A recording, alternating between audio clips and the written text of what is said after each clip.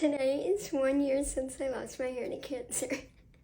I cannot believe I'm saying that. Throughout my cancer story, losing my hair became my biggest fear. For me, Bonjour chers abonnés, alors on voit beaucoup ce genre de vidéos sur TikTok d'influenceuses ou d'influenceurs qui montrent leur handicap comme ça. Certains disent que c'est pour une sorte de voyeurisme ou une exploitation de son handicap pour faire des vues. C'est vrai que ce sont des abonnés qui ont des milliers et des milliers de vues et ces vues souvent, c'est parce qu'effectivement, bon, il y a peut-être un côté voyeur, un côté oh là là, t'as vu ce qui lui arrive. Bon, plus c'est spectaculaire, plus la maladie est grave, plus la maladie est visible et manifestement plus il y a d'abonnés, enfin je ne fais pas forcément ce lien.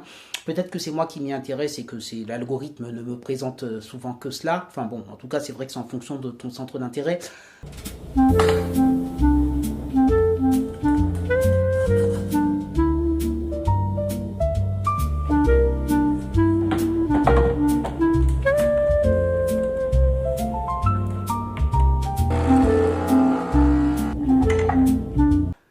Moi, je crois qu'on est qui on est pour juger ces personnes. Voilà, on n'a pas. Pourquoi n'auraient-elles pas le droit de montrer leur handicap? Comment elles parviennent à dépasser cet handicap pour en faire quelque chose de plus grand? Moi, je trouve que ces vidéos ont tout à fait lieu d'être, qu'elles sont même inspirantes, qu'elles sont un moteur pour nous qui ne sommes pas forcément handicapés ou en tout cas qui avons des épreuves dans la vie. Bah, des fois, ça nous permet de relativiser, de dire, bah, tu vois, là, le pauvre gamin, la pauvre gamine, la pauvre dame, la pauvre jeune fille, le pauvre jeune homme, voilà, on se dit que finalement nous ne sommes pas grand chose sur cette terre, que des fois on se prend la tête pour des problèmes d'argent ou des trucs comme ça, on se dit voilà il nous arrive ça, enfin on en fait tout un drame, voilà, on retrouve une certaine humilité à travers cette condition humaine qui est de souffrance aussi, de voir des êtres parfois qui n'ont rien demandé. Tu vois un enfant complètement innocent comme ça, tu te dis mais pourquoi ça lui arrive? Enfin, ça pose des questions d'ordre, j'ai envie de dire, spirituel ou philosophique, hein, existentiel. Et je trouve que parfois c'est bien de s'arrêter aussi sur ces personnes et se dire, ben voilà, ça nous ramène à ce que nous sommes, c'est-à-dire des êtres fragiles, des êtres souffrants. C'est une réalité. my hair was the last thing cancer hadn't taken from me. So when I lost my hair a year ago, I sat on the bathroom floor, holding all of my fallen hair. Et puis voilà, c'est comme si ça nous permettait, puisque les personnes ne sortent pas souvent de chez elles ou ne vont pas forcément dans des hospices ou dans des endroits où il y a des personnes en difficulté. Je veux dire, personne ne prend l'initiative d'aller prendre le temps de s'arrêter pour aller voir des personnes handicapées dans un centre de rééducation. Enfin, on ne le fait pas généralement, tu vois. Et puis quand on est pressé, qu'on court à travers la ville pour prendre un bus, eh bien, on ne prend pas la peine forcément de s'arrêter sur la personne qui était en fauteuil juste à côté de nous pour voir ses difficultés. Eh bien là, avec notamment les réseaux sociaux, bah, ces personnes handicapées qui nous montrent leur quotidien. J'ai souvent, moi par exemple, notamment une femme qui n'a pas de bras et qui est une magnifique artiste peintre qui peint avec ses pieds.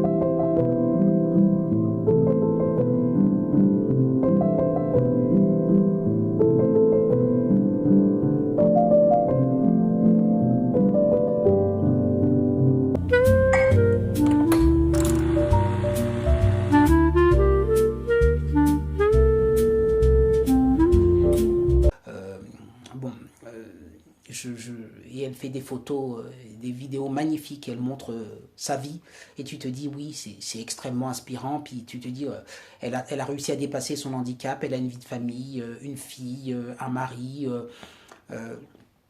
Et elle a développé son talent artistique avec ses pieds. Tu te rends compte, je sais pas comment elle fait, mais elle fait des choses que tu feras jamais avec tes mains. Enfin, voilà, à moins que tu sois doué, mais... Et donc voilà, c'est très très inspirant. Voilà, donc moi je crois qu'il faut mettre à l'honneur ces personnes et te dire elles ont parfaitement la légitimité. I'm crying because at that moment,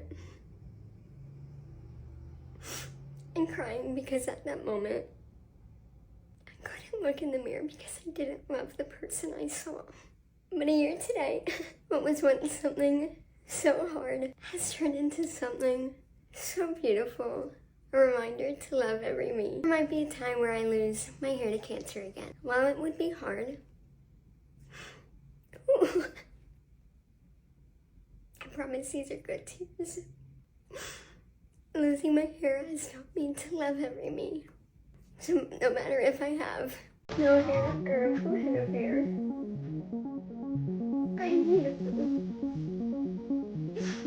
And I love the person. Pour nous inspirer et pour poster les vidéos qu'elle poste. Mettez les pouces en l'air si vous êtes d'accord avec moi, évidemment.